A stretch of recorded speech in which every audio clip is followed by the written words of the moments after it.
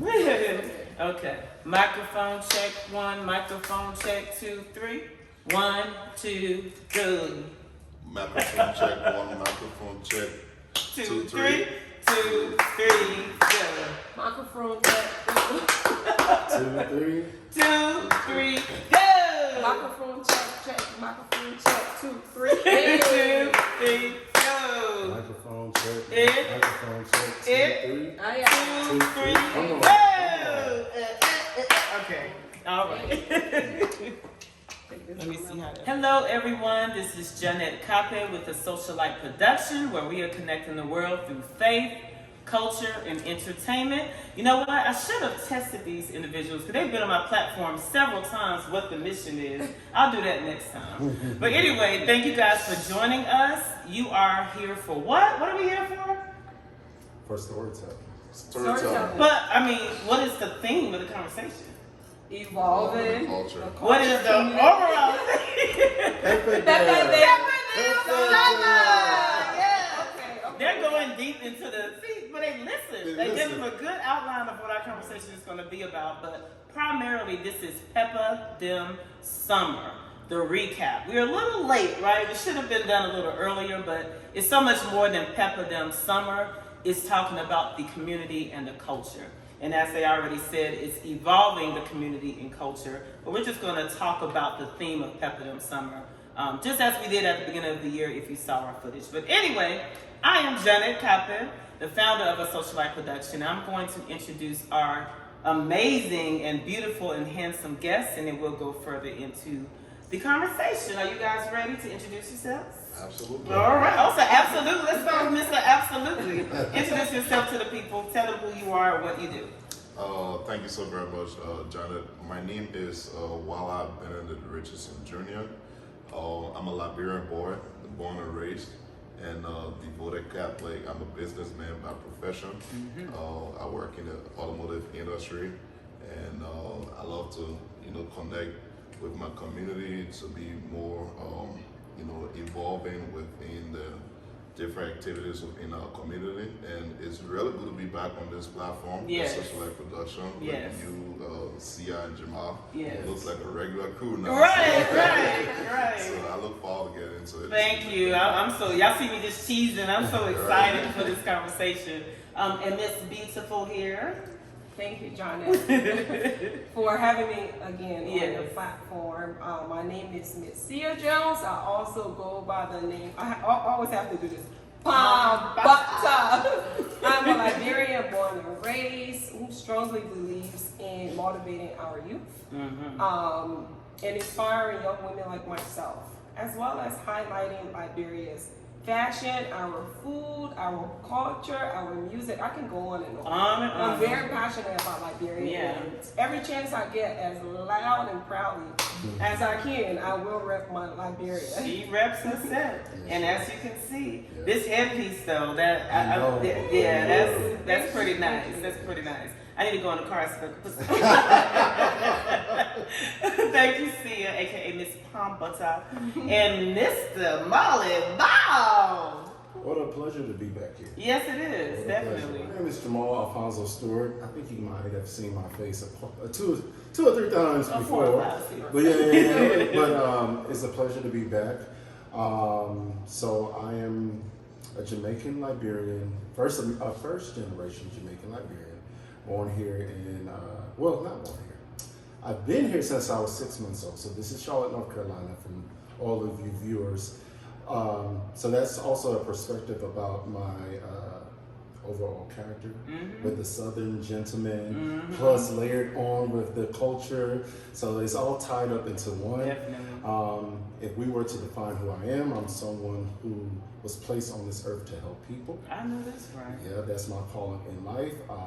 But talents that God has also given me is creative direction. Yes. So being able to help people with their vision alongside my own and create something out of nothing. That is basically why I was placed on this earth. Yes. People know me best for fashion at this point. Yes, as you can see. And we tell God thank you because that's second nature. But while we're here, and something that has always been a part of my identity is being audacious about our African culture, our Yes. Liberian culture Yes. specifically. So Yes. that's the makings of Jamal's story. Yes. Mr. Gentleman Brand. Thank you. And these are 3 strong leaders within their own right, within their own vision and just perspective and mindset. So I'm really excited because you always walk away with something to just reflect on or a charge, right? And so that is what we're here today to do. All right, so amazing introduction, and I'm all excited about them, and I forgot to introduce myself officially. So as I said, for the 3rd time, I am the creator of A Social Light Production. This vision and mission and ministry was birthed originally in 2020 during the pandemic, but officially launched in July of 2021. I'm a first-generation Liberian American. So while Sia was born on the continent, I was born here to 2 amazing Liberian parents within the Liberian community and culture. So it's all through my blood. And as you can see, I'm wearing the footprint the fingerprint of Liberia, and we'll get into why I wore this shirt.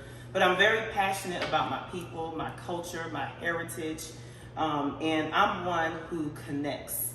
I like to connect the dots. And connect the dots through strategy, through perspective, through people. I like to create space where we can stand and sit to tell our stories, right? The more we talk, the more we engage, whether we agree or not, we gain perspective, we gain knowledge. And even if you don't agree, it still gives you more insight and it helps you to know how to move. I can go so much further, but my passion for what I do is God sent. Because sometimes I'm like, why am I so obsessed with this stuff? But when you're called to be an answer to a problem, God will not let you rest. And again, myself and these 3 individuals, we are all passionate and we are ready to change the world. Y'all ready? Y'all ready? Yeah. Okay. So we're going to start off with a couple of questions. I always like to start off kind of light and then we're going to go into it because we're going to get deep today. A little deeper than normal. So starting with Jamal. I know you ended, but I'm going to start with you, right? Okay. Tell me one thing you love most about yourself. Well, I said one thing, but yeah, I'm sure you love several things about yourself, right? I do. But what is one key thing that you love most about yourself and why? Oh, so this is such a timely question because I just had this conversation on the phone where I'm trying to get to know someone and I asked 3 qualities of what they loved about themselves. But the quality I believe that God has given me is discernment. Being able to see what the eye can't see or see before it actually comes to pass. And from there, I'm able to make decisions quickly on how to navigate situations. There we go. Or tell people, hey, this is what I foresee for you. There we You go. understand? So that has been the quality that has been my safe haven and also helped me to navigate through this world. I guess that's the best quality I have. Remember that, ladies and gentlemen, as we continue to talk, because that's key, and that's a key quality for a leader. So yes, that's good. What about you, Sia? And I'm not going to piggyback on that. Jamal and I are very similar, right? But for me, why are we similar? So, because people need to know why we're so close. So why are we similar? It's a lot of things. Yeah. One, we're Pisces. We're Pisces. Okay. Yes. I'm up But- in town or something. Well, it's Split between February and March. Okay. Yes. Yeah. So Jamal and I are very similar. So when you said discernment, that actually ties into mine. But I'm very intentional about the spaces that I put myself in. Yes, she is. You know, very intentional. Yes. You know, I can't be in every space. Yeah. And before I put myself somewhere, before I get into something, I have to consult God, and then let God lead me. So you guys know me. Yeah. Before I do anything, I want to pray about it, right? And sometimes it sounds cliche. Oh, you're praying about everything, but it's very important It to is pray very about important. everything. And for me, very, very intentional about Yeah. where I put myself. I'm laughing. It's not funny, but I'm laughing because we were planning an event. I'm not gonna go into details, and it was like a disagreement, Right. not in a negative way. Just we couldn't decide. See, it was like, well, I'm sorry, y'all. Y'all have to give me a week. Let me pray on it because I'm not about to be pressured into no decision. Right. So I love it. That's another good quality. Keep that in mind. Discernment as well, but more so focus on prayer, which of course Jamal prays too. But just keep note. Take note. Mr. Waller, what is one quality you love most about yourself and why? Well, I'll just summarize as the quality of the 3 P's. You know, patience. You know, I'm a very patient individual. Yes. You know, patient, peaceful, and people. You know, I like my own space at times wherein I just have that period of tranquility just to reflect and just all by myself. And during that time, I can be loud with myself. I can be, you know, peaceful with myself. I can just enjoy myself and everything. I like that. And the other P is people. I like being around people. You know, interacting with them, knowing, you know, what their mission, you know, their vision, everything, what direction they're heading and all that. So that makes it easier for me to be able to connect my own dots within my own space. So that's what I like for myself. But overall, just to characterize, I'll say patience. I'm very patient individual. Absolutely keep that in mind. When you speak about leaders, discernment, prayer, patience, people, you kind of cheated because you gave 3, but it's okay. It's okay. But no, patience. How can you lead if you don't have patience? How?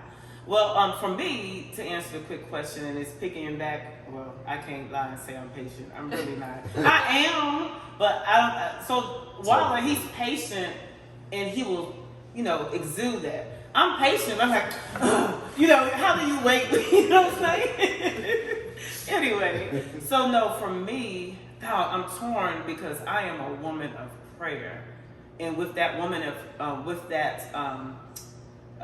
not ability, because we all can pray. If you can talk, you can pray. But just that connection, that relationship I have with the Father, it brings so much discernment, right? And with that, I'm able to lead. I'm able to see. But to this make it different from everyone, I'll say I am very bold. And in the past, I used to use my boldness where I guess it wasn't as positive, right?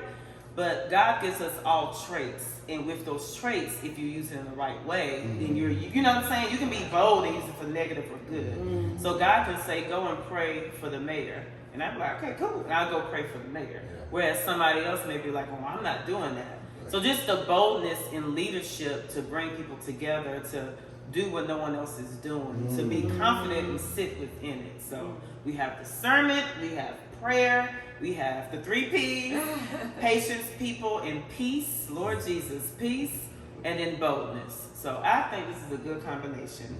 And I think we've gone into a lot and taken up a lot of this space, but I do want to touch on the Liberian community and culture. So while we've talked about ourselves, I'll start with Sia. What is the one thing you love most, and I'm combining it, about the Liberian culture and community, and why?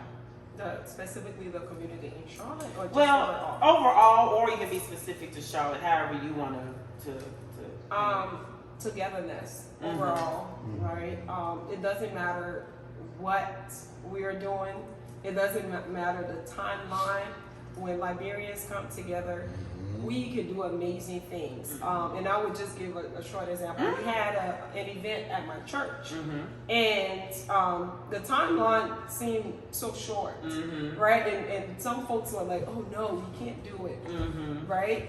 But when we actually came together, the amazing thing happened. Even like for me, I didn't expect that many people to be in the room, and that's how Liberians are. Yeah. And it doesn't matter where we are or what we've been through. When we come together, we show up and show out. I love that about the community here, and even back home, it's the same mindset folks have. Right. We may complain, right? And we got issues. Yeah, we have our issues, but when we actually come together, amazing things can happen. That is so true. Because there can be people that's fussing, beefing. We'll be in the room to get the job done. Not saying that there's no bickering going on, but we will execute as if you hired a top tier catering company, right? So thank you. That's good. Walla, what about you? What is one thing you love most about your Liberian people, culture, community? Well, Sia just spoke about togetherness, which is very essential in our community. But I like to highlight respect. Liberians are a very respectful group of people. I'll bring in, considering where the family was born into, how they kind of give their training to the kids, to raise them that kind of a way, and that's a key thing. You find out in the Liberian community, people call elderly folks aunties, uncles.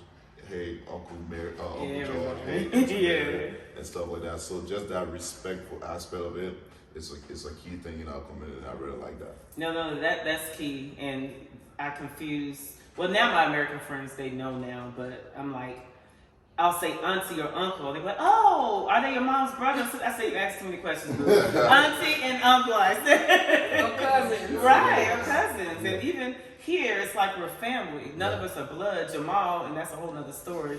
I'm 10 years older than Jamal, even though he towers over me, but that's the community baby. Like, we used to fight over him. So that's blood. That's family. Oh, yes. We connected. No, seriously. So go ahead, Jamal. What is one thing you love most about your community culture? Man, you gonna give me just one? Don't be no 3P. One. So, but if you need to do two, that's fine.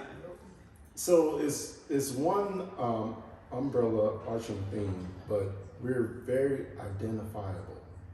Like, if you have witnessed Liberian culture and pay attention to the signs or signals about Liberians, you'll be able to say, okay, that's a Liberian. So for example, social media is a global market. You get to meet people all over the world. And I'm starting to come in contact with Liberians. Not that they're holding a Liberian flag or even have just 2 or 3 words, the tonation of the voice. I said, that's a Liberian. And I don't care what the gestures, sometimes the way how we smile, like we have special markers that make us specifically great, like just us. Like it's just to our culture. No, that's true. And when I say in defense, because it's not about a defense, but like even other cultures, like if I'm out, I know when it's a Nigerian or when it's a Ghanaian. Someone asks me, well, how do you know? Unfortunately, I can't tell you. I just know. But when I see a Liberian, and it's so funny because obviously I speak in Cerise. I don't have the natural colloquial, right? Cerise, for those who are not aware, is speaking American. I get clowned a lot. But I was in a grocery store and I heard a man just talking. I went over there excited. I was like, excuse me, sir, are you Liberian? And he kind of looked at me like, 'cause I guess he thought I was an American person going to say something ignorant. And I said, oh, I asked because I'm Liberian. Oh, they got happy. But it's that connection piece, like you said, and it just gives you a sense of pride. Sense of pride. Because other countries, you can easily mimic their accent. Right. I was thinking about that. Someone said that, Ghanaians and Nigerians, not to call anyone out, you can mimic the accent, but Liberian accent, you cannot mimic it. If it's not in your blood, But anyway, no, that's good. We're gonna end that part there and get into the Peppeh Dem Summer. But you guys, already to survive. Already. Thank you. Now we are about to get into Peppeh Dem Summer. And real quick, okay, already ready to dance. Peppeh Dem, before I get into the concept as to why we branded not only the summer, but just who we are as Peppeh Dem. It's really just Peppeh Dem, but you add the summer because of July 26th. That's what we celebrate the hardest throughout the year. But the phrase was kind of coined by Mr. Gentleman Brand here. Really quick, short story. Why Peppeh Dem? What is Peppeh Dem? Because we spicy, baby. That's the best way to put it. No, so Peppeh Dem actually derived from a song that all of this momentum and energy actually came from during 2020 when we all came back together. Or 2021. Yes. So COVID kind of locked down our momentum as a community. And the year after we were able to come back outside for July 26th, we rebirthed the phrase Peppeh Dem Summer from this song called Balani. Pepper, as we know, is synonymous to our history and some of the reasons why Liberia is on the map today. Also, our culture is just very vibrant and audacious and in your face. So Pepper is the best significant figure to represent us, you know? Yeah. So, and especially July, being that our independence is in July, it's always hot. So that leads to a spicy experience. Spicy experience. You know, it's funny every time. I'm saying Palm Butter because that's her Instagram name, but it's her brand as well. But Sia, when she posts pictures, first of all, you can already see the heat. You can see the Peppeh Dem example right here, right? But when she posts a particular, I say Peppeh Dem in all caps with fire. When Jamal does something, or Walla does something, because it's so much more than an event. It's so much more than appearance. It's pride. It's executing. You know, it's empowering. It's doing whatever you can do to make a mark, right? And so Peppeh Dem Summer, this conversation is titled Peppeh Dem Summers because we usually do a recap after the summer festivities. Given life, this is just a little late, right? But it's still significant because we're not just talking about the summer. We're talking about literally the year because we're getting towards the end of the year. And it's just a recap. But today I want to not just focus on the events of the summer. I just want to focus on community and culture because that's what our summers are filled with. But before I get into listing all of the summer events, because I just want to give you guys just a small view, because what I have listed here doesn't compare to what we actually go through actually go through, because it's a lot every weekend, but it's a blessing. Let's pause there real quick. You know, people sometimes are looking for stuff to do, and you can pick and choose, but just talk, or maybe I'll start with Walla. Talk about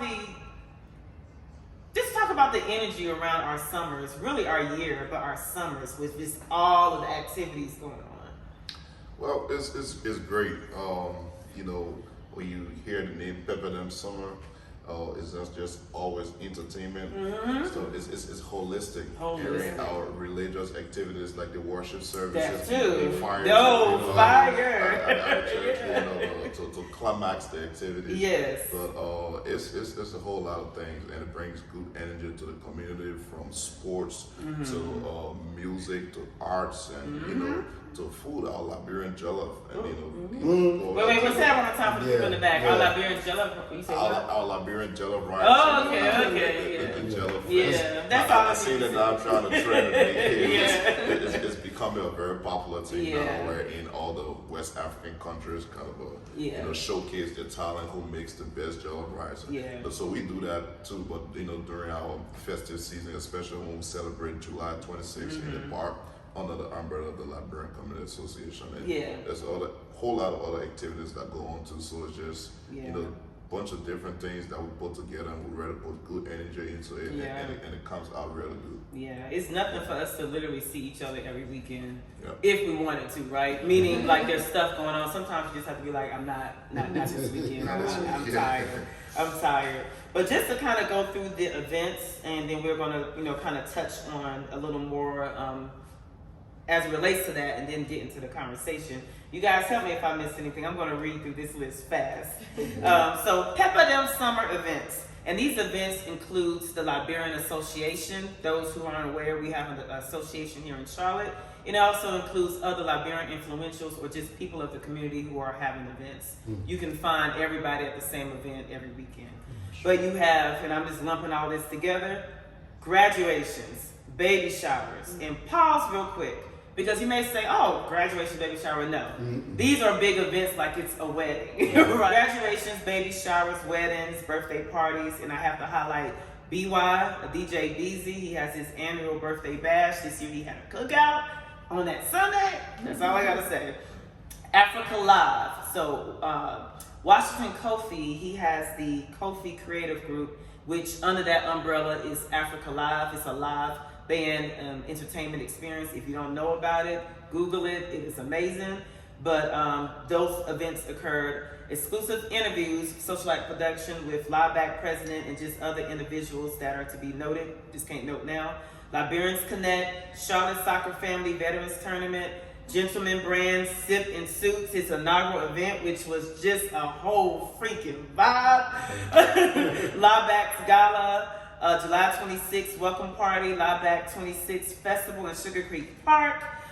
We had the July 26th Big Jew Brunch by Golden Media. That's another entertainment group. July 26th Taste of Liberia by Black Migo Entertainment, aka DJ Black Migo and Ma Helena. They had a day party, but they had different Liberian foods as a buffet, which was dope.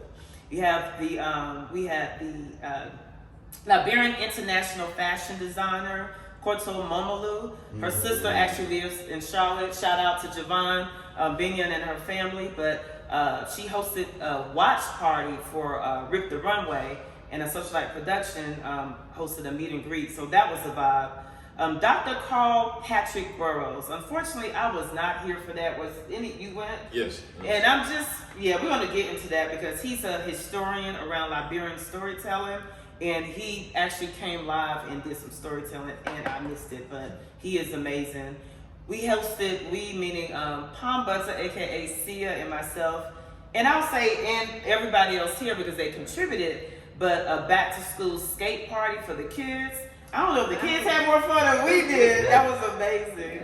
And then just other events that's kind of around summer. We had Mr. GGG, the giant German Gina, for those who are aware of him. He's he's a German Liberian who does stand-up comedy. Came to Charlotte and recognized our local Liberian artists. So Togai Howard, Mazonic, Black Diamond, Benji Cavalli, Victor Jones of Royal Family TV, and then Just Prince.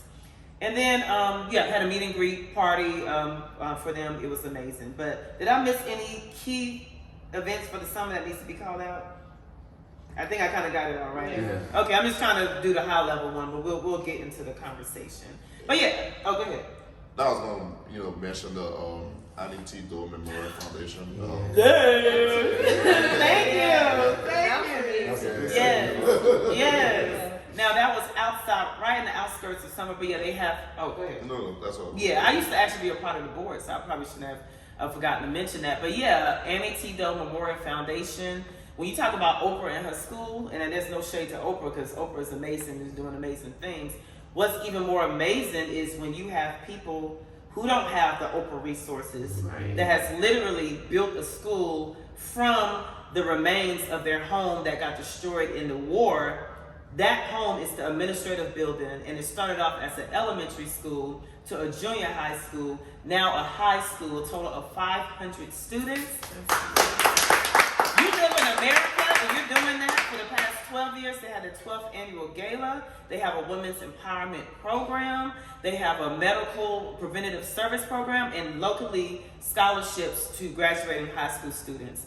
I don't mean to go so deep into that, but we're going to get into that, how God has given purpose for all of our hands. Yes. And everything we need is at our disposal. He's just waiting for us to take that step. So shout out to Seda CO and Francis CO, Annie T. Dole Memorial Foundation. They are doing amazing things. Shout out. Yes. So as you guys can see, we are a busy community. We are a busy culture, but we are doing a lot from the entertainment side, for the social side, for the philanthropy side. We're just doing a lot. And that's not limited to the Liberian culture, because there's a lot of people in Charlotte and in this world that are doing things. But, with respect to this conversation, it's just, focused around Liberians and what we are doing as a community. And so I want to get into the theme. Of course, the overall theme is Peppeh Dem Summer recap, right? You ready to dance? Don't worry, we're going to dance. But the Peppeh Dem is the umbrella because it's a symbol. It symbolizes who we are and what we do, right? As Jamal described. But as a community and culture, I want to go a little bit deeper into that and relate it to the July 26th events and just the various key events that needs to be noted. But I first want to get into definitions of community and culture.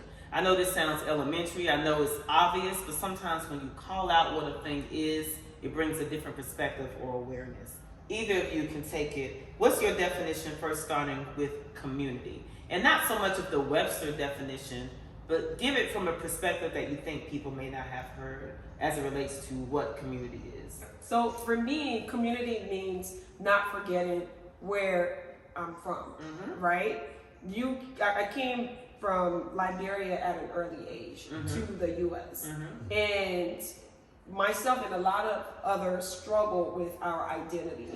I know I did. But what was important for me was not forgetting where I came from, which was Liberia, but still living in a new environment. Right? And what helped me to move forward from that is look around my surroundings.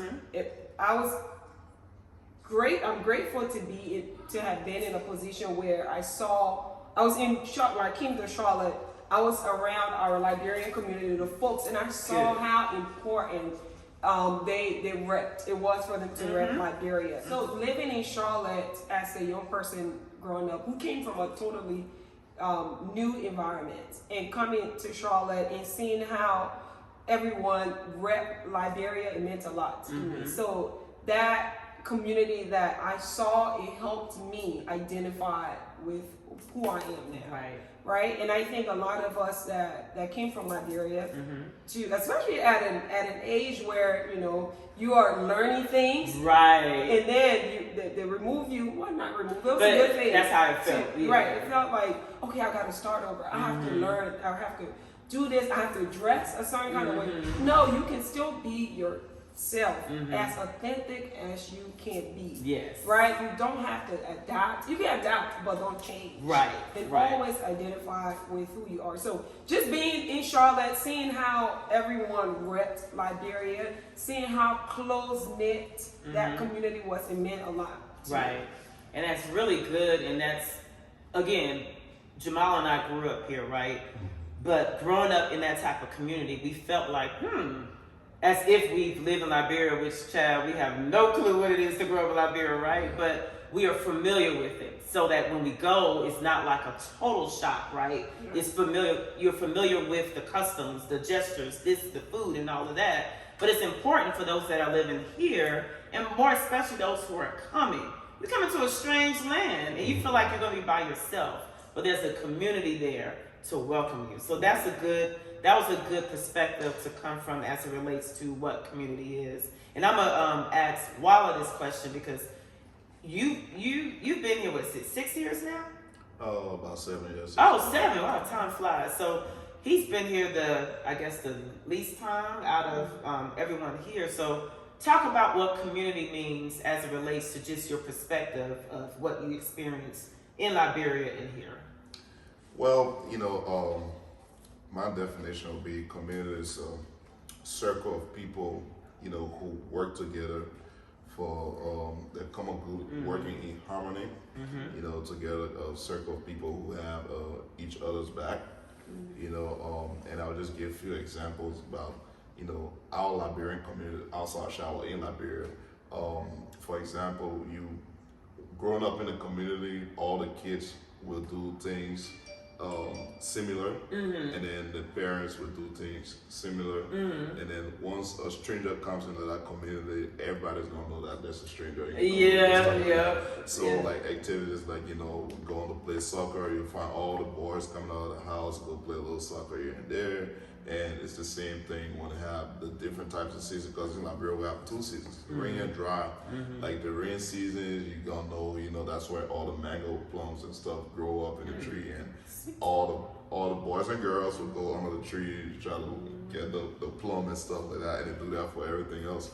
And then with the adults and stuff, you find out that all the parents in the community go for community meetings. You see people dressed up, going to church. They'll have a vigilante group that watch and protect the community. So they'll always do things together, that will serve the best interest of the community. So adapting to that culture, just like Jamal said in his introduction, it helps more of catering to people. The purpose of just aiding one another, so that everyone can be successful, everyone can have an impact. You just spitting out some key words, and I want to write down, but that'll be too much writing. You said the interests of the community. Yes. That's the focus. The interests of the community. Yes. And I'm gonna say that one more time. The interests of the community. Yep. I'm gonna pause there. We'll circle back there. But thank you for that, Jamal. That's the first generation Liberian, Jamaican, American. Yeah. But just when you talk about community, obviously we're coming from the lens of Liberian community, but as a whole, talk about what community means to you. Oh wow! So I was waiting on this question. Didn't know it was going to be addressed to me, but I guess my experience looks different. When I think about what community is, the best symbolism of community would be a sponge. A sponge that's able to be porous and also hold a lot of liquids or whatever the content it has absorbed. That sponge holds history. That sponge also holds. That sponge holds history as well as it holds new rhythm. So as we have people coming in and going out, so that brings different experiences. I've been in Charlotte when we're talking about Liberians, but let's just start with Charlotte, where this community takes ground on. I've seen our city have grown and be so receptive of new cultures coming in, which is bringing a different experience for people who have lived here since day one. I've seen that we are stretching and bending in ways that we have never bent before. Charlotte is predominantly in the South, so very known for very rigid and Southern outlooks in life. But now you're having people come from New York and different cultures like Liberia and Nigeria and wherever else. So there's an influence on your experience. Even when you go to the club, you hear a little bit of everything now because you have to cater to what your population community looks like. Right. So before I start preaching, that's what. Well, no, that's good. But you know what? I'm gonna bring it, and you know, like my stance, I'm not gonna sit here and answer all these questions. Yeah. Just kind of piece it together, right? So while I was talking about the interests of the community, right? Sia was talking about how the community accepted her and helped her to assimilate. Then you're talking about a sponge in the most positive way that just makes so much sense. But just like a sponge, it can soak up stuff, but it can get stained. It can, it's like very gentle, right? So if we don't have that discernment, if we don't know how to pray, if we don't know how to be patient and love people and have peace, those individuals of that sponge in that community, it can really just become contaminated with a bunch of junk where it can't be utilized where it's good.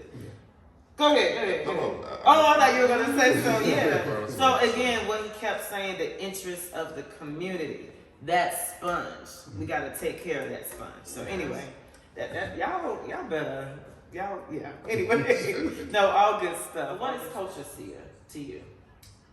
No.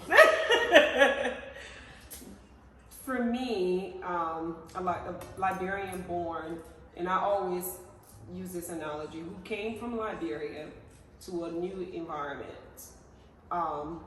Then and now, it's important for me to be that person that I had when I first came from Liberia. Gotcha. Right? Because I needed to see my community. I needed to see people embrace my culture.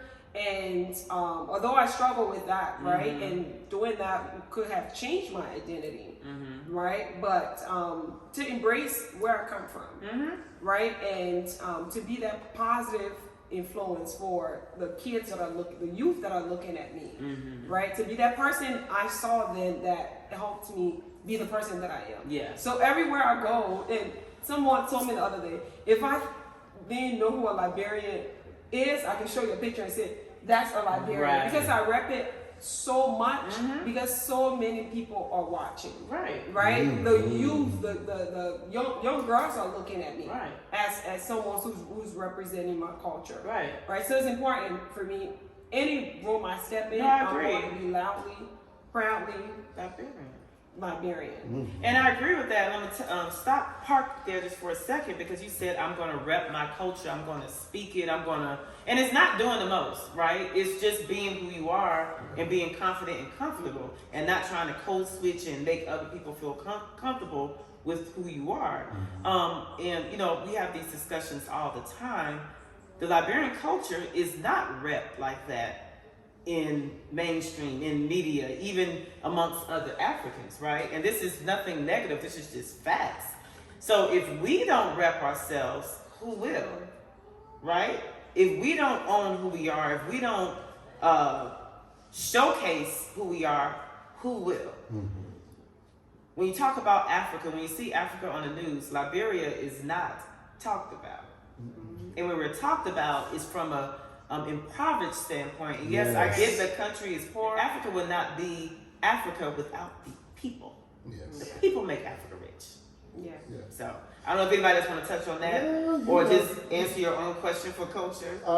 Culture. So my degree is in Africana Studies. We both graduated from UNC Charlotte. Yes. Let's bring that back up again. No, but seriously, even with my experience in a Africana department, all that I was able to look at are Nigeria and Ghana and everywhere else is celebrated. And I had to then tell some of my professors, I was like, you talk about natural resources, but you have yet to announce the natural resources from Liberia. What about the diamonds and the rubber and the gold that we produce for countries? And even the late great Queen Elizabeth, some of her crowns, her diamonds came from our country. You understand? But y'all brush over Liberia. Culture is being able to proudly identify with the makings of who you are. That's what I believe culture is. Proudly identify with the makings of who you are. That's good. So as I felt defensive, I had to define, okay, so you're feeling strongly and passionate about a talking subject of your culture. Just then I just realized that when you feel that passionate and proudly, that's what culture is to you. And just to park real quick there, it's interesting that you're taking the African American Studies class on a collegiate level, and Liberia isn't talked about, when Liberia is the first republic in Africa. When Liberia was the safe haven for slaves coming from America, going to establish life. It's so many factors and things I can go into, and it's just, it really is confusing to me, and it's not like, hey, look at us, or hey, regardless of if it's repped or not, I still love my culture. I still love who I am, but I just don't understand the narrative that's not being told, given what the narrative is. I don't know. But that's just interesting that you took a class such as that and it wasn't talked about. But I'm going to place another thing, whether you air this out or not. I know right now is because of the music, Afro beats and Nigerian culture is highly celebrated. You have access to it, especially on Netflix with their cinema, which that's a culture that I appreciate as well too. I feel like, if one African country is being celebrated, we all one win, we all win. Yes. I always say that. That is a win. But for example, I heard statements during Juneteenth where someone said, I'm happy to hear our African American brothers and sisters try to find their identity within African culture. But someone just classified, said, we're all Nigerian, right? And I said, oh, wow. That's why we got to tell the story. That's why this story has to be told. That's why history lessons have to be passed on down so people can really find culture and identity and their place on this earth. And I'm going to get to you, Walla, but just to touch, and we're going to get into this in our next part of this conversation. I have Nigerian friends, family, Ghanaian friends, family, Congolese, like so many different African countries that I love, that I rep, that I celebrate, that I support. So it's all love. But here's the thing. Nigerians, and I'm using Nigerians because they are dominating the music scene from exposure and a reach, right? they always rep their culture. Yes. They always sing in Igbo or whatever their Yes, language they is. do. They're never watered down. Yes. You know what I'm saying? They are who they are. Yes. And so they've done their job. Yeah. What we doing? We have. What we doing? We have. So this isn't even coming for Naja or whatever. No. This is more so us. Yes. Ain't checking Right? us. Yeah. Now, of course, what they don't teach in schools and stuff, that's not us. But it's still us. What kind of pressure are we applying? Okay. So real quick with GGG, what I love about him when he was here, while he was here, in his free time, he made contact with Duke University and North Carolina State, and he was going there to promote Liberia, to teach the kids, to do all of these things. Mm-hmm. A white Liberian. What are we doing? Okay. Right. All right. Yeah. So we kind of went a little deep there with the culture part. But now we're going to hear what Walla has to say as it relates to his perspective of culture, what culture is. Well, it's a generalized perspective. You know, culture is our way of life. And we as Liberians, we, very traditional. We're a traditional group of people. And, we believe in a certain tradition and values. And once we get accustomed to it, it's kind of hard to get us out of it. I know it was talking about, other countries in West Africa or Africa in general thriving and why Liberians can thrive. One of the reasons behind that is, there are two things mainly our Liberian tradition are accustomed to, and that's the main tradition, politics, and religion. So for the fact that we haven't been able to get outside those two things, like sticking to religions primarily, but then getting outside, tapping into entrepreneurship and entertainment. The more we start to focus on that as a country, I think we're going to thrive, because it's been so long within the political cycle that things don't happen, and we count on government for everything as a country, and we shouldn't do that. And I should also admit on this platform that the past 2 generations of Liberians have been, I would say about 70% have been very ashamed of their culture. Yeah, very, very ashamed of the culture. In terms that, you find a young Liberian man and a young Liberian female who, they feel kind of different if they put on the African attire. Oh, you're talking about the younger generation. Yeah. Okay. They feel ashamed to even eat their food at work. These are things, and these are things we can change. Right. And these are things we have to focus on more so that we can grow our community. We have to take pride. Feel satisfied who we are. And prioritizing more. Right. Like for me, I think any soup I work in. They can smell it if they want to. Yeah, they can smell it. If it has fish, I kind of mean, but yeah. Yeah, but more often, but we have to mainly, on the dress code and everything. We have to plan more events, because what does it expose us? It's what the exposure. Like see, Jamal and CIA, I'm feeling guilty really. The dress properly, and then I'm here with a British hat and stuff. You're good. But yeah, mainly, that's what we should be doing. Yeah, and just to touch on that, because while yes, that is true, there is a big population of the younger generation. I guess that's Generation Z that goes hard. And I don't know if you guys saw the interview I did with 3. I called it 3 young Liberian influentials. Right. They all were born here, but you would think, especially the older one, that he was born on the continent. And then there's a group of them, they call themselves Tribe. While they're rapping American music, they also rap in their colloquial. Yes. And they repping the food, they're posting it on their stories. They like me, so they follow me, and I follow them, so I see their stories. And I'm really impressed, because given what you're saying, it's true for some, but it's not for others. So why do they have that perspective and view versus this other group of Generation Zs? But that goes into our next topic as it relates to Peppeh Dem Summer, right? The Peppeh Dem umbrella, like I said before, but us evolving as a community and a culture. And there's 3 things that I want us to touch on, in which we all here are leaders, and we all have done more than just talking. We've actually showed action behind what we're saying. and we're constantly trying to find ways to do things and do it different and to evolve. So leading, vision, and strategy. If you're a leader, you better be able to see, which is vision.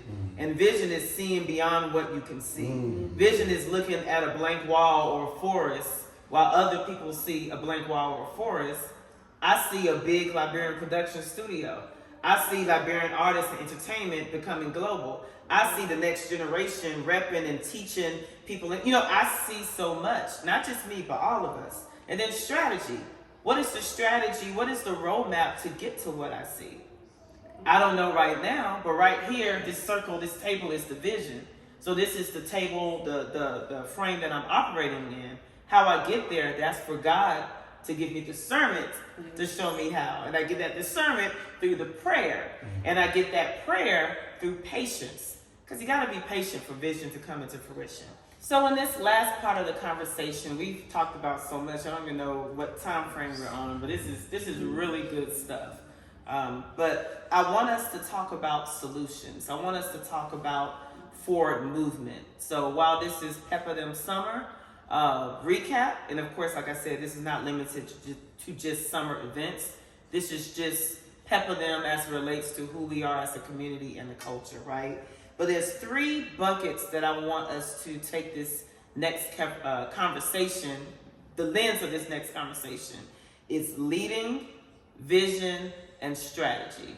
So I'm going to ask each of them a couple of questions, but each of them are going to represent their brand, if you will, their purpose, their vision, their passion, but they're going to look at it from the standpoint of leading, vision, what do they see, and strategy of how to get there. And you may not even know how to get there, but whatever strategy that you've used thus far for what you're doing and what the possibilities could be for the future. Leading, vision, and strategy. And so just to kind of call out which part each of them are going to represent. For Walla, he's a leader who's good at great at bridging the gap. And he's going to touch on that a little bit. He's good at change and evolving, right? And so he partnered with the Liberian Association as the program director, and he helped facilitate a lot of the programs.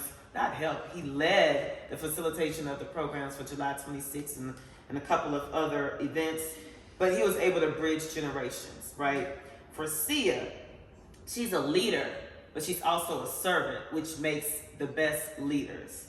And so she's going to come from that perspective of servant leadership, the perspective of advocacy for women and the next generation, that Generation Z we were talking about. And then for Jamal, as you can already see and as you already heard, if you were listening, I hope you were, he's a creative. So creative director. If you follow him on social media, you're just going to have the most entertaining time because he's just very creative and he's ever evolving in his creativity. Branding and marketing. Gentleman brand, that's what he is, that's what he does, so that's his lens. For me, I'm facilitating, but I'm still going to facilitate from the lens of storytelling, connecting, and relationship building, creating space for that. So the first question I'm going to ask, and again, we're still on a community and culture standpoint, is to you, Walla. So as it relates to what you've seen, what you've done, and of course you're taken too from back home and locally, right? Because you can't just forget about the community back home. Jamal and I, we grew up here, but we're heavily involved with what's going on back there as well. But you two, especially you, Walla, you are definitely rooted and grounded in that because that's your home, that's your birthplace. But from your perspective around leading, vision, and strategy, how do you see us bridging the gap as a community and culture? Just overall, what do you see, how we're going to move forward? So, love, integrity, unbending principles, these are some of the qualities and values of life and attributes of life that I subscribe to personally. And what too many people don't know about me is I'm very passionate about what I do, especially if I get involved to perform a specific task. I become passionate about it. And I fit in any age group. And that's true. You know, I tell you right now, I can go and teach a kindergarten school. I'm gonna connect with all the kids. You know, I can, you know, stay here years and years with like 70 to 80 years old, 90 years old. I'm gonna be good. I'm gonna be 40, 50, 20s. So I fit in any age group, and part of that is just the respect. You know, and sticking to certain, you know, family values as you know, conduct yourself. It helps a lot. And within our community here, you know, we have a big community, multi-talented, you know, folks from different professions, occupations, and with different specialties. Now, you know, from a leadership standpoint, is how we put everyone together, and you know, how we can develop strategies to become prosperous. That is implementing things that will drive our community to a sustainable growth and development. Okay. Look, I can tell you guys on this platform, man, I'm into the community like that, so I know there are a whole lot of groups in this community that prioritizes different things. You know, start That's from true. our mothers to our fathers, you know, to the young people. They have the sisterhood club, they have the placers group, they have the forum group, the Queen City Social Club, the Charlotte Soccer team, and you know, on the gentlemen's club, on I can list. But we, like I said, we need to connect, and I think what we need from a strategic standpoint is creating our own networking system. And I think we are very fortunate to have a gentleman in our community, a young gentleman, Eldred. We have the Neo TV. I think Neo Key is his brand. Yeah. I've had several conversations with him about building our Liberian community app that's outside of the Liberian Association. Just our own app wherein we can get on there and find Liberian plumbers, Liberian electricians, Liberian Uber drivers, you know, Liberian what my man Jamal do here with the branding goals and stuff, and you know, all that, Liberian photographer, Liberian journalist for certain things, you know. And the more we build that network, I mean, the more we can empower ourselves, you know, the more we can be resourceful to each other, because we put resources to empower each other. And we have to keep in mind, just to close, that we have to do this with pure love. Yeah. We can't envy anybody because, you know, they're making progress. Right. Yeah. That's one thing that held us down as people, because once you start to thrive and you see one person blooming, and then the next thing people want to quit their support because they're like, oh, now they're going on vacation, now they're doing this, they're doing that, but they don't understand the time that person put into it, all of their effort. So we just have to do this with pure love and not envy each other. You know, once we do that, you know, with the unity, we're going to thrive as people. Yeah, I always say there's enough food for all of us out here to eat. I mean, it literally is. You can have 10 Liberian restaurants and each will be full, because it's not just Liberians you're dependent upon, it's Charlotte, you know, to go and support the restaurant. Before I go to Sia, I want to touch on something. Again, the way when you talk, it's like words just like slap me in my ear, right? You said network, create a network. And it's interesting because definitely Eldred, he's definitely technology savvy, and he's literally creating his own everything as it relates to technology and network. William Ward, is another, and he's gone and created his own business that not so much specific to Liberians, but Liberians can benefit from it. The Petty Geek. Yeah, Petty Geek. No, well, it's now Flexi. They rebranded it. Yeah. I'm sorry. So, yeah, but that's how they started. But when you speak about evolving and vision and strategy, that's it. But when you said network, so Socialite Production, essentially that's what it is. But God gave me the vision of Liberians Connect. Some people thought it was another association, which is not. I don't have time for that, right? Obviously I have time, but not for that. That's not my area. My area is connecting, building relationships. And so that whole app that you're speaking of is definitely something that is working towards. And if there's somebody that's already doing it, you know what I'm saying? That's the whole point of connecting, to find out those resources. Both Liberians Connect and the network. Like now, of course, there are so many Liberians here, but the database just for Liberians Connect is several hundred people. And so now they're starting to realize, oh, there's a community. Oh, there's this. Oh, there's that. And so something you said, I was speaking to actually my dad, because, you know, I was talking about Charlotte is different. Back in the day, this community was just one. Like, we all would be, there was no like side cliques. Somebody had somebody at the house, everybody's there. And I won't even say cliques, groups, because cliques sound negative. To me, when you do have multiple groups, that can also strengthen the community, because the strategy for me is tap into the leaders of those groups. Yep. Right. If you can tap into the leaders, you've gained thousands of people, because you don't have to try to go grassroots. They may not even care about what you're doing, but if their leader says, hey, y'all, let's go here, they're coming. So what you're saying is true. And the strategy is continue to form those relationships, continue to find out who's doing what. It was more about the app. Yeah, no, that's what I'm referring Tap in to. there to keep the resources and Yeah, yourself where yeah. if you're on the Uber, you can have a like No, yeah. driver, plumbing, all this stuff. Yeah, but that concept of the app starts here. Connection, Right, absolutely. yeah. And so the benefit of what we're doing, what we've been able to do through Liberians Connect, and even Labac for the support and influence that they have, is connecting. Yes. Right. Thank you, Walla, for that. That was very good insight. So for Sia, from the standpoint of leadership, vision, and strategy, I'm going to first, I need to break yours up a little bit. When it comes to serving in leadership and also empowering others to lead, how do you see that from your standpoint with leading? What is the vision to even tackle that, or the strategy if you have that in mind? Okay, so first, God first, right? Consult God in everything that I do. But as pertains to my Liberian community, I am so passionate about the youth, young women, and being the change that I want to see, right? There's so many things that could be better, but in order to actually get to where I see that change is, I need to do the work, right? And that's why I said be the change I want to see. Going back to this summer, I think it was in August when we did the skate.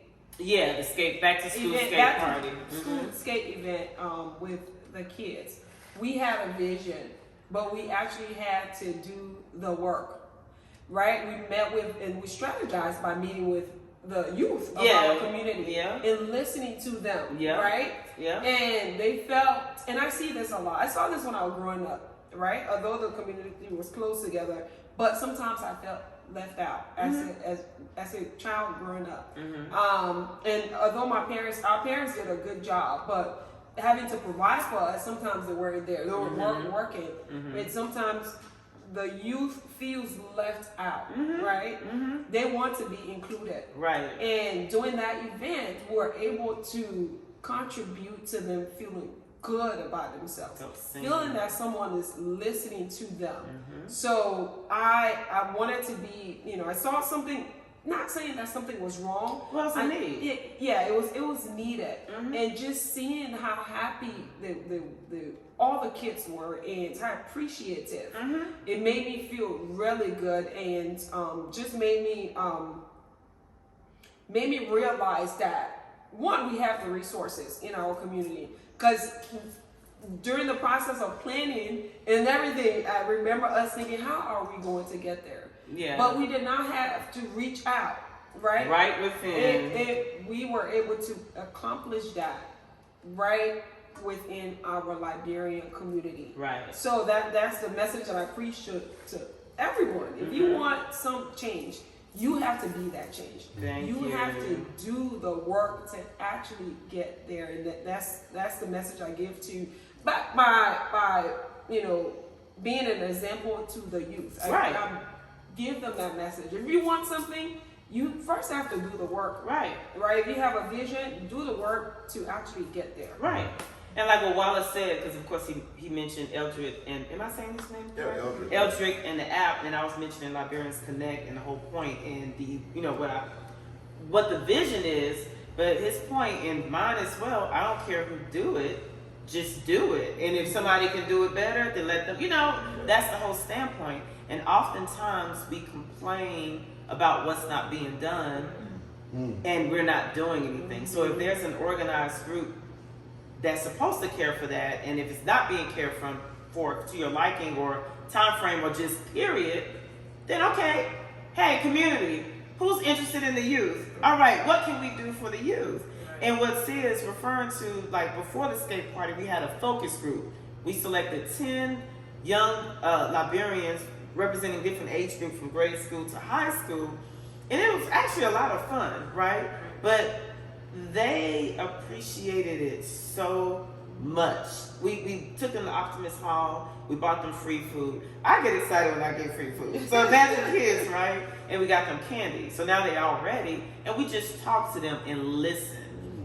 We just listened. And they told us what we wanted. The skate party, not only did the kids have fun, but the adults had fun. So that is definitely a great example as it relates to you and servant leadership, because we had to serve. We led, but we had to serve. But what's the beauty of it is those who may not necessarily have the interest of doing that, they supported it. Right here and right there, in addition to several others within the community. So I just think it's beautiful. So when you're going back to talk about what community is, that's community. Right. That's community. You said you were growing up in Liberia, obviously as a child. In Charlotte, there was so much attention and involvement with the kids and the youth and the adults, primarily because they didn't have babysitters for us, right? So when they had events for us, it was events for them, but there was a focus. That, when you said it's nothing wrong, on this platform, I have to be honest with what I talk about, right? Everyone is doing a great job with what they've been given to do. But there is a problem because the youth is not a part of the narrative. Priority. And it is not a priority. And when you speak about the youth, they're the ones that's carrying this next generation. They are. What are we passing to them to do it, and how are we developing them to get it done? You don't have to answer that. That's just a question that we need to really keep in mind.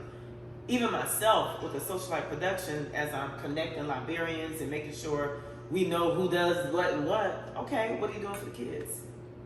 So now we're going to go to Jamal. So we're talking about bridging the gap, right? And strategizing how to evolve as a community. And then we're talking about women, Liberian women, the next generation. How are we going to go about equipping them, letting them know that they matter, letting them know that we see them, not only the kids, but then of course, just Liberians as a whole. And so in order to move forward, how we carry ourselves matter, right? And when I say that, there's nothing wrong with how we carry ourselves, because that's what I love about Liberians. We are who we are. Whether it's polished, whether it's a little rough around the edge, we are who we are. But at the same time, there's opportunity for all of us to grow. It doesn't mean change who you are. It doesn't mean now start speaking cerise to fit in. No. Whoever you are, let's create the best version of that if you want to evolve, if you want to elevate, if you want to grow. So for the gentleman brand standpoint, and again, we're not sitting here as experts, right? We're just talking from the lens of what we do and what we have done and see that works. Hopefully I said that right. Yes. So Gentleman Brand, you are creative. You do a lot of branding and marketing on various levels. How do you showcase the beauty of Liberia and Liberians? How do we step it up? How do we just rebrand or brand what we already are for evolving?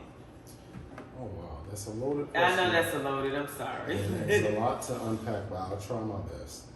Walla made a statement earlier in the segment that, generations before us may have felt ashamed of being Liberian.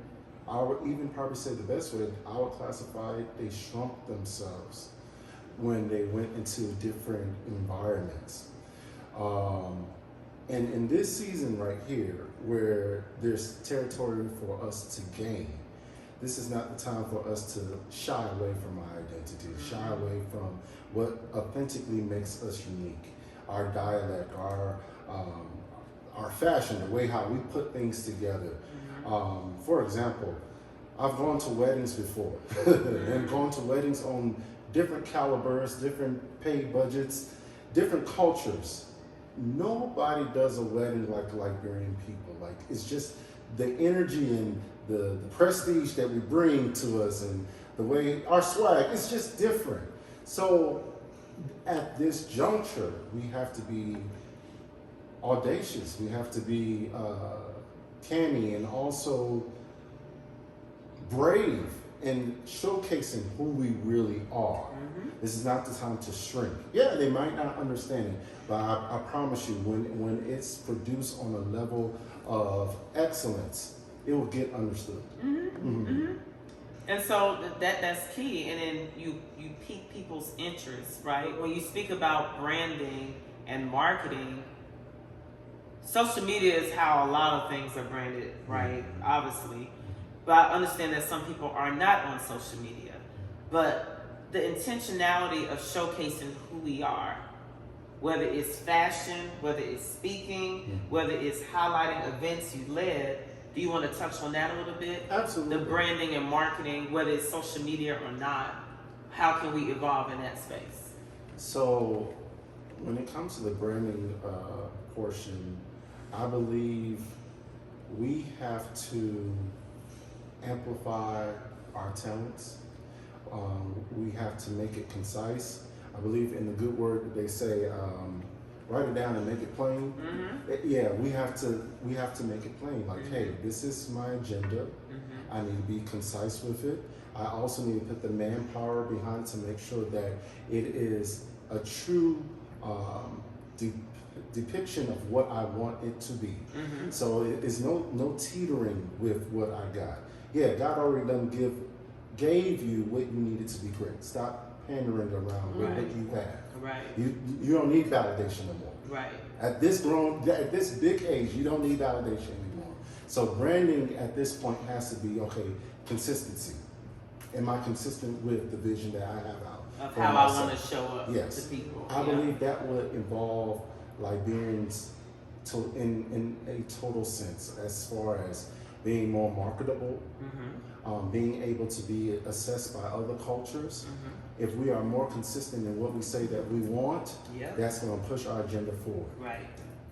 So just circling back to Peppeh Dem Summer, right? The actual summer events that took place. When you speak about branding and marketing and just being creative and putting content together or showing up, shout out to Michelle Slowen, who's also in the marketing, right?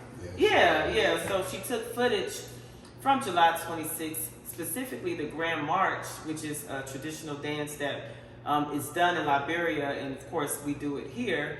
And she put together a reel, and it literally went viral across several big Liberian platforms. Thank you. I can't talk. We've been sitting here for a minute, but no. And so that really, put Charlotte, elevated just the city of Charlotte, but Liberians like, oh, they are doing something. Oh, so when we talk about July 26th for next year, now it's like, oh, I remember what they did last year. Let me go here. But to your point, consistency.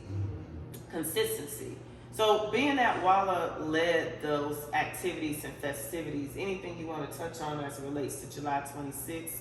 And I say that, and I'm bringing it back to you because this year we did it different. So the first year it was great that you came on board. This year we had to spend a little bit more, but we created a whole vibe and a whole experience with, at the time I think it was Washington Kofi Experience, but now his name is Kofi Creative Group. Just want to get it right. He's the one that puts on Africa Live, but he put on a band experience along with African artists that perform.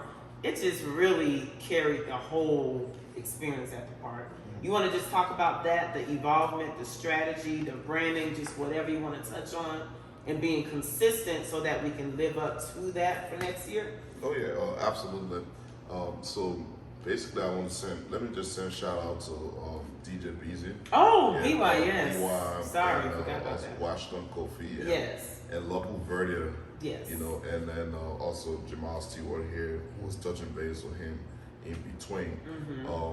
What we was able to do was to form a small committee, sit down and have frank conversations of mistakes from the past and success from the past, and blend it to see how we could come up with this big historic event. And Washington is into the band and stuff with his Africa Live and everything. Yeah. So we tried it out from that perspective that we will go into the park and we will create a different atmosphere that is different from the usual. And let me, in this public manner, thank the Liberian Community Association for funding that historic event. Thanks to the board chair, Ms. Mauer and her team, and also the president, Mr. Lucian Edwards, and his team for just trusting we the young people. Because sometimes I think Sia mentioned here shortly the challenges that the youth face, being left out in certain things, but just the fact that they could trust us. Because for me, when I'm playing with public funds, I like to be very straight. Because at the end of the day, integrity matters, and I think we should have integrity so that more good things can happen. So another thing is how quick we was able to connect with the individuals who participated and played a key role. Shout out to Toga Howard, also, and Kimaya Rose, and several other artists. If I'm leaving anyone out, I apologize, but it was a whole lot of artists in the group of people. Michelle Wright, the portrait and everything. And like I said, they all came with the vibe and everything, and we had the news, covering the event as well. WBTV. Yeah, WBTV, and we just decided to do it different. And that's how it blew, and I'm really grateful for how it turned out, and I just want to encourage everyone, next year, just come on board, come to Charlotte. It's gonna be big. The community is transitioning now. The association is transitioning. I think it's the last year of the president, so we're gonna have a new administration.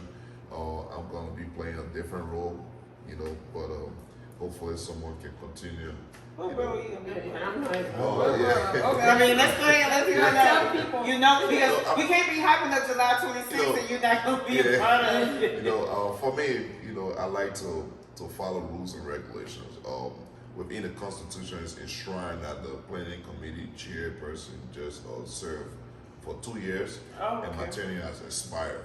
And I don't want to push I'm the only one who does this. I mean, I can share my knowledge with somebody else and help them up so that we can grow more people in doing it, and I can play a different role, especially when it comes to media and publicity. I want to focus more on the association having their own television network online where they can teach history, and most of this stuff can happen on there, and so that people can know about our culture. So I want to help in that area now more, and just pass the torch over to somebody else. If I need that, whoever is taking that role, they got their work cut out for them. And on my platform, I'm retracting the promotion of it's going to be bigger and better because it's not. And again, I'm not. There's no shade to anyone that takes the role. I just know the job that you've done. So our prayer is that it's a seamless transition. That can continue. That's a big role you have. Yeah, let me say this quickly too. The president was saying, it can go to the General Assembly, they can talk about it to explain. But if they need me so necessarily, I'll try. But if not, I will just. So you're willing to still be in that position? Well, not necessarily. If there's nowhere to turn, I'm not going to let the community down. That's what I'm saying. Okay. But when you speak about evolving and strategy and vision, you don't stay in one place forever. And that's the problem, because we try to keep people in a position because they did a great job, as if there's just one Walla in this world, or one C or one Jamal. So while yes, we would love for you to continue to do it, the hope and prayer is that someone else has that like-minded vision and feel like they're called to it. Because you would not have done it just because it's a good idea. You were called, you're equipped, you're passionate about it. So that's what matters. So thank you. But for the past 2 years, thank you for what you've done and how you've, let's give Walla You know, that's a saying, and I say this in related to everything, and it was a rapper or someone that coined the phrase, scared money don't make money, right? So if you're not scared to take a risk on your financial goals, you're gonna stay in the same place. I take that same mindset as it relates to vision, passion, purpose. Scare vision don't make vision. You know what I'm saying? Scare purpose don't do nothing. So we have to do it different. We have to see it different. We have to encourage and empower each other. And I'm in this part of it because it's connecting the dots, right? It's creating a platform for us to stand on, including myself. Because it's not me preaching or being that head leader to tell people and instruct people. It's creating a space so we all can help each other. Each one of these individuals sitting here, I've learned so much from, I've gained so much support from, I've gained knowledge and inspiration from, and I can go into it, but we've already, like my mom used to always say, the time is far spent. You know, our stomachs, I know my stomach is growling, so I want to eat. But, right. But these three, or I guess you can say all four of us here, even the person behind the camera, Blessing, that's helping, giving him a round of applause, because I don't have to keep running back and forth to the camera. You talk about equipped with resources. He's literally he's an encyclopedia Yes, in his mind, like that can just do things. And I'm saying this because while you've seen us, especially these individuals, always on this platform, there are so many of us represented in the community that I do try to bring on. But some people are camera shy, and I get it. But hopefully next year you'll start seeing more faces, because I want to showcase our beauty and our brilliance, right? And so I just want to thank you guys, one, for always being willing, even last minute. This time I think I gave y'all like a week or two in between, but I can call them and be like, hey, y'all available to record? And they'll make space, make time. So thank you guys, because you have a lot going on, but you made time. And I don't think you're making time for me. You're making time for the community. So in closing, does anyone have anything they would like to say before they leave? Or if you would like to be followed on social media, if you want to give that information, or just whatever you want to say, or nothing. Go. He's hungry. We got to feed him. No, it's all right. Well, it's been a pleasure.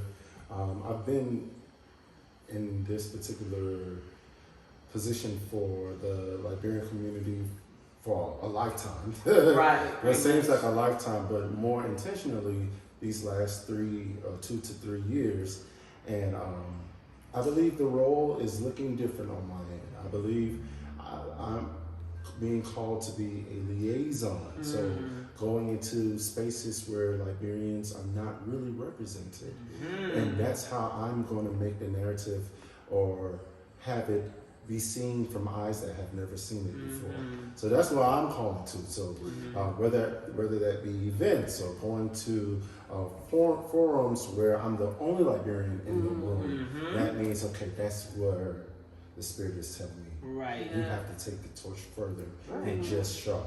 Right. Opportunity, not just here, it starts here, but it's global. So that's good. So if you want to follow me on that journey, you can follow me on all social media platforms at Gentleman Brand, which is gentleman with a J. JENTLEMAN, Brand, BRAD. And I'm on Instagram, TikTok, Twitter, Facebook. There you go. Okay. There we go. Thank you, Mr. Gentleman Brand, aka Jamal. Miss Molly Mall. Molly Mall. First, Johnny. Okay. All right. Okay. First, Johnny, thank you. On behalf of us, on behalf of the Liberian community, thank you for being instrumental in our community. Doing the Lord's work. Yeah, you're doing the Lord's work, for being obedient. And one thing I always say about you, whenever John calls me, I'm there, right? Because when you're intentional and obedient to God. Everything, I'm gonna keep going if you don't stop it. But everything that you put your hands into, personally, I from my experience with you, you consult God. And that's why I am always aligned with you whenever you call on me, right? And to speak on my platform, I'm someone who's passionate about the youth. I was always the girl who did not speak up in places growing up. I was very quiet. I had so much to say, but for some reason, for a lot of reasons, I didn't speak up. I was shy. I wasn't confident in who I was. I shrunk when it came to my identity, identifying with being Liberian, right? And that's why now it's so important to me to speak up, to be loud as I can, right, in my African fashion, right? So that the younger generation, the young women that are looking from outside, looking at me, they can see the Sia that I wish I had then, right? And that's everything I do is purposeful, is intentional, because I want young Liberian females, the youth in general, to be proud of themselves. They're the ones that are going to they're the ones carrying the torch, right? So we must, it's important for all of us and those that are watching to pour into our youth, right? And that's the message. You're watching, it could be something small, man. Tell them they're special. Yes. Pull them aside that you can do, literally just pour into them. Right. And that's my purpose. So when I speak about it, I get so excited because it is so important. Right? Because they are watching. And we may not think that they're watching, others are watching. Yeah. Right? Absolutely. No, that's good. And how can they follow you on social media? Oh, look at that. You can follow me on social media, Instagram at Palm Butter. If you're Liberian, you know how to spell that. Palm Butter. Okay? But it's Palm, P-A-L-M, and butter. We'll do it the American way. Yeah, butter. B-U-T-T-E-R. B-U-T-T-E-R, Palm Butter. Yes. Well, thank you so much, Miss Palm Butter. And speaking of palm butter, made my stomach growl again. Thank you. All right. And Mr. Walla, any departing words? Yes, thank you, Jenna. Let me thank the many listeners and viewers at home for joining us on this episode. And I'd like to thank each and every one of you on this platform for being very reliable, very efficient to our community. I think each and every one of you on this platform, whenever you are called on to do something, you guys always show up, and that's a good thing for our community. It shows a lot of positive things there. So I'd like to thank you all for doing what you guys keep doing. Let's continue to spread the love. Let's continue to connect. Let's continue to work together in the best interest of our community. I think it's very cardinal that we do so, because each and every one of us on this platform, we are all influential in this community, including our brother Blessing behind the camera. Yes. We all have a role to play. Let's play that role, being very distinctive, and and the more we can be able to do better as we go on. So I want to thank you, Jonathan. Thank the Social Life Production, and I look forward to your call again. Yes. And I always look forward to one event that you always host, and that's that dinner. For the Yeah, I like to enjoy the food and have the conversation, talk with the people, play the games, and everything. So when you speak about evolving, next year is definitely going to look different and be bigger and better. That's always the goal, but more to come. I put stuff out there before, but just to take this on home, I'm just thankful for the opportunity to be used in a way that I've always been used, but it's more intentional, right? It's for a ministry. Like, I can see what God has built in me all these years. So when you look at the emails that I send out or the events that I have, like, I've always done that stuff for free, right? But now God has turned it into a ministry and a business, right? To monetize on. I always tell individuals that I meet, I don't know which one of you said when you meet Liberians out, you get excited. I start a conversation and I promote my community and I promote my community organization. With the Liberian Association here in Charlotte, I push that and I promote that because that is a part of the community, and they do have initiatives that they want to drive with and through Liberians, right? What I do, what a socialite production is, what Liberians Connect is, what everything else that is coming and that's here is, it's a network. It's an opportunity to connect us all. And it really benefits us all, right? So it's a network where you can push LABAC, the association, where you can push Gentleman Brand and Palm Butter and Eldred and William Ward and all of these businesses and brands. It's a network where when you need to get $3,000 for a kid's skating party, you can just tap into that and you're trusted because you built those relationships. So my goal is to continue to build those relationships and continue to create space where that can be done, right? And I pray that everybody that's watching, including us that are sitting here, we don't just complain. We all complain, but don't just complain. Have some action behind it. And if you don't feel called to lead, whatever effort, then find a way to support or promote or connect. But it's opportunity for all of us. For those who are watching, I'm assuming you're watching on my platform, but just if you're not subscribed to it, I'm on Facebook, Instagram, and YouTube, and it's a socialite, Light production, no S. But again, thank you guys, thank you for the support, and I'm so excited for what's to come. Stay tuned, you guys. Continue to Peppeh Dem. Peppeh Dem. What's the song? Peppeh Dem. Peppeh Dem. Hey, go to my. Thank you guys so much. We'll see you soon. Peace.